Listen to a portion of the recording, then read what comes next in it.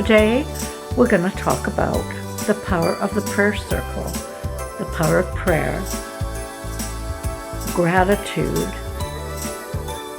being thankful for what we have, and let's get into the Christmas spirit. It's time.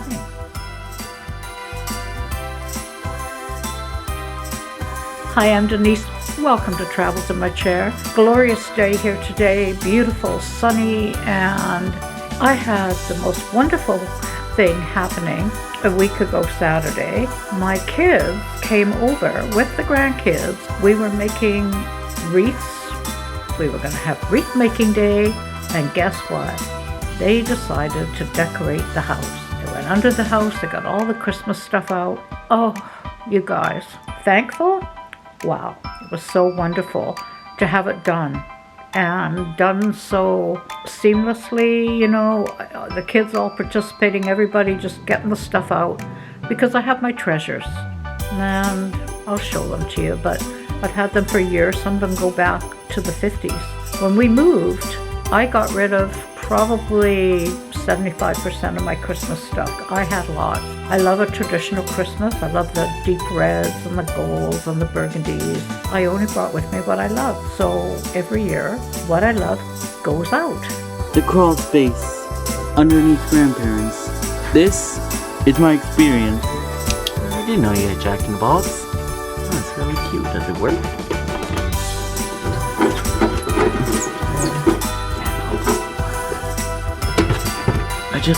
I just thought I'd show you what I've been doing down here, and I swear I can do this. I swear you were closed. What secrets do you have? How did you come alive? How did you open yourself? Whatever. Put you in the box, and I'm a little creeped out. Whatever, it's time to go, I guess. You better deal with that Jack in the Box, grandparents. Now I'm going to talk a bit about prayer circles, and the reason I'm sort of introducing that subject now is because of you guys, really. You have all been so instrumental in my well-being, and I don't think you realize how important you've been. Mostly every one of you comments in your comments that you're saying your prayers for me, or I'm in your prayers. Where some people might take that as, yeah, whatever. I take it very seriously, because I realize the importance of that. Even though I am not a religious person, I'll admit that. I'm a spiritual person. I do like to talk to God as a friend sometimes, but I don't put a picture to that. It's just God. That could be my inner self even. I know, it gets kind of weird. There's so much to be thankful for. And this time of year, I know it's very difficult for a lot of people who are living alone, and they're feeling kind of empty.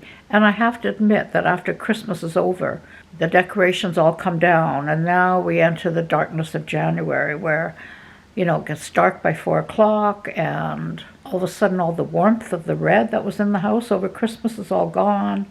All the baking's been eaten. The bills have started to come in. It's a drag.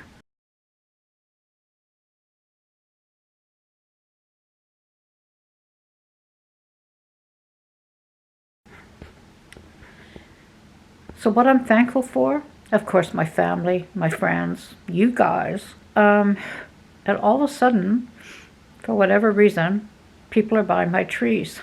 I've got them in a shop in our community, and I think because in Canada right now we have a mail strike on, I think people are jumping in to buy things locally because, well, there's no way to mail them unless you want to ship. And I've had to ship a couple of trees down to the States by FedEx, and that was, boy, a learning experience for this girl, I gotta tell you. But I did it, and I am so eternally grateful to you guys, because it's like you're championing me.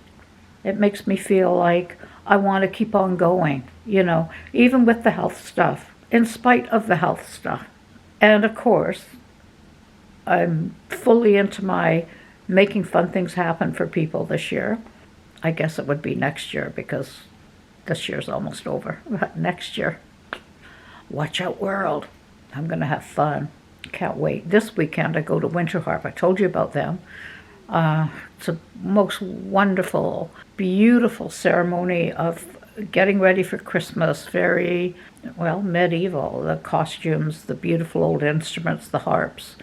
It's quite lovely. But they don't just do traditional music. They do more modern stuff too. So it appeals to all ages. Okay, this is going to be a little bit of a story, because I'm going to share with you a little bit of a story from when I first got diagnosed with cancer in 2006. It was December 2006, and I got the word, and I also was told I had a couple of years to live, which, I didn't choose to hear. I have a very eccentric, or had, she's since passed unfortunately, but a friend called Lorna, very artistic, very giving, strong Catholic, strong liberal party in Canada supporter, kind of a queer little goofy girl, very tall, just in your face, but kind, very, very kind. And every year her and her husband would go down to California to the Salton Sea Resort, and then they'd go to Mexico, and they would volunteer at an orphanage run by the Catholic Church in Mexico, and they'd be gone. I think they can 3 months or something as a total amount they can be gone for. That was what they were going to do. So when she found out that I had breast cancer, she said, "Is it okay if I talk to my friends about you and get you part of our prayer circle?" She said, "It's huge, all over the States, all over Canada." And I said, "I don't know, Lorna, a bunch of people I don't even know are going to sit and pray for me? That's not going to happen. I don't know." And she goes, No. You know what? These people I'm talking to are friends of mine. I'd like to do that, but I wouldn't without your permission." I said, no, that's okay, that's okay. Kind of thinking, whatever. So off she goes. They have a Volkswagen camper van, and they're always hiking around somewhere. So anyway, it was sometime in January, and I'd been having a really hard time with this whole diagnosis thing, and I was keeping a lot of it to myself. But in the meantime, my blood pressure was rising, and the doctor was scared I was going to have a stroke. And one day, it was in January, and I don't know, it was just this weird thing. I think it was a Sunday, and it was just out of the blue. I had a thought of well-being. Is that a way of putting it? I don't know. Like a sense of peace came over me. It was such a strong feeling that I was being loved and cared for. It was such a strong feeling that I went, "Oh, thank you, God, for taking care of me." So anyway, it was such a strong feeling that day that I wrote it in my journal, that I had this feeling of incredible peace, that I was being loved, and I circled it and marked the date. Came back in March, and I think we got together for lunch or something, and she was talking about, helping out in the orphanage and doing lots of work with the Catholic Church and all this kind of stuff. And I said to her, you keep a journal, right? And she goes, "Oh yeah, I keep a journal every single day of stuff." And I said, "Okay, you got it with you?" She says, "Yeah, I carry it in my backpack all the time." And so she took it out, had my little book, and I said, I just want you to look at this date in January and tell me if you've got it marked down." And she goes, "Okay." Now she goes to January and Sunday, what I can't even remember what the date was, and she says, "Oh yeah, I remember that day. Oh yeah." I said, "What?" "We were traveling on our way down to Mexico, and I just felt, I don't know, that we had to stop because the Volkswagen had to have some mechanical work done on it. It was giving us some trouble. So we were stuck a couple of days in this town in California. That Sunday, I said to Bart, which was her husband, I want to go to church. I just feel I need to go to church." So they found this adorable Spanish church, Catholic, and they went in, and I guess it was pretty nice. Like, not like fancy, but old and beautifully kept, right? So, it was a good service. The priest was excellent. Then after the priest gave a sermon, there was a woman, and I never did get it completely from Lorna whether she was actually a priest or not, but Okay, let's pretend she was. Don't know. The church was crowded, Lorna said, and they were talking up.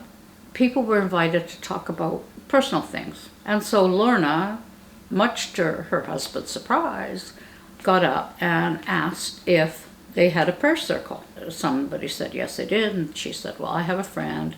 And she went on to explain about me and my cancer and my MS and would they pray for me. And after the service was over, they go into another adjoining room and they have tea and stuff like this. But a lot of the women were holding hands. And I don't know if you guys have ever felt this, but it's happened in yoga and Qigong with me, is you go in a circle and one person has a hand this way and another person puts their hand on top that way, and you join in a circle. If you've never had the opportunity to do that, you should try the vibration that goes. One lady I did that with, she had to pull her hand away. She said the vibration she was getting from me was so strong it was almost hurting her. So apparently this is what happened in Lorna's with these people. They formed a circle and they prayed for me. And that was the day I felt peace and content. Now you might say there was nothing to it, it was just a coincidence, but sorry, I don't believe you. It was, if I hadn't marked it down just because it was so prominent in my head, I would have never, thought about it. And since that time, some of these people stay in contact and have added me into their little prayer group. So I'm all over the States and Mexico in little prayer groups. Well, it was then, not now probably, but, and some of these people ask Lorna, would say, how's Denise doing? Oh, she's still going strong. She's the Energizer Bunny. So for those of you who tell me that you're praying for me, I need you to know that it is heartfelt. I understand and I'm grateful, very much so. And I thank you very much. For those of you who are trusting me to buy my trees, I am so eternally grateful. And and I've told you this before, it's not about the money. It's about those trees finding a good loving home, just like puppies.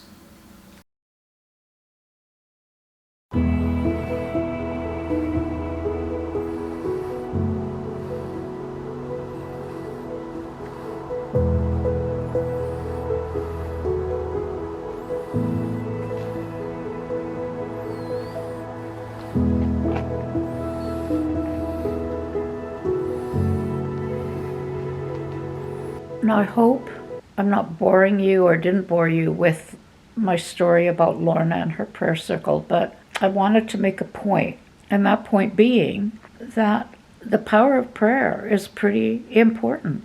You can feel, and when I mention about standing in a circle and putting your hands together, well, I forgot to mention that your hands don't touch. You're about that far from touching each other's hands. So you've got one hand down, one hand up, okay? But you're not actually touching. It's very powerful. Try it. If you've got a group of friends, get together and just try it. And you do it for like maybe 5 minutes. I don't know. Come out of there feeling like a whole new person. And you feel the love. And that's the thing right now, right?